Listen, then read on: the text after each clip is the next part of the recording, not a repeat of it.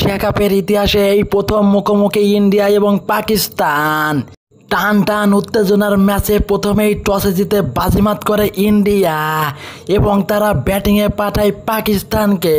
প্রথমে ব্যাট করতে নামা পাকিস্তান ওপেন জুটিতে দারুণ সূচনা করেন। সাহেবজাদা ফারহান এবং ফাকাত জামান তারা 9 ওভার 4 বলে তোলেন 84 রান। সেখান থেকেই শুরু হয় পাকিস্তানের ভয়ঙ্কর ব্যাটিং ধস। 84 রানে 1 উইকেট পড়ার পরে তারা মাত্র 146 রানে অল আউট হয়ে যায়। পাকিস্তানের 2 ওপেনার ছাড়া আর কেউ দাঁড়াতে পারেনি ইন্ডিয়ান বোলিং লাইন আপের সামনে।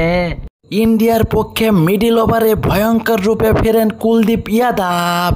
তিনি 4 ওভারে 30 রান দিয়ে ভয়ঙ্কর 4টি উইকেট সংগ্রহ করেন এবং তার সাথে পাল্লা দিয়ে জাসপ্রীত বুমরাহ, বরুণ চক্রবর্তী এবং অক্ষর প্যাটেল 2টি করে উইকেট সংগ্রহ করেন।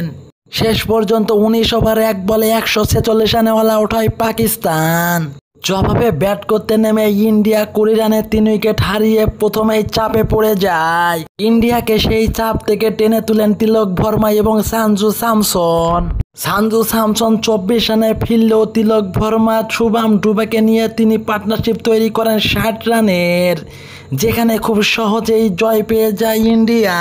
শুভম ডুবে ম্যাচ উইনিং 22 বলে 33 রান করেন 2টি 4 এবং 2টি বিশাল ছক্কার সাহায্যে। শেষ পর্যন্ত তিলক ভার্মা 53 বলে 69 রানের উপরে ভর করে নভেম্বরের মতো এশিয়া কাপের ফাইনাল জয় করে ইন্ডিয়া।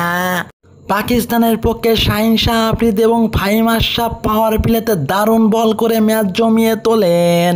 শাহিন শাহ আফ্রিদি 1 উইকেট নিলেও ফাহিম আশরাফ 4 ওভারে 29 রান দিয়ে 3 উইকেট সংগ্রহ করেন। রান ম্যাশিং হ্যারিস রাউফের বাজে বোলিংয়ে শেষ পর্যন্ত পাকিস্তানকে পরাজিত হতে হয়। অবশেষে অনেক জল্পনা কল্পনার পর শেষ হলো এবারের এশিয়া কাপের আসর।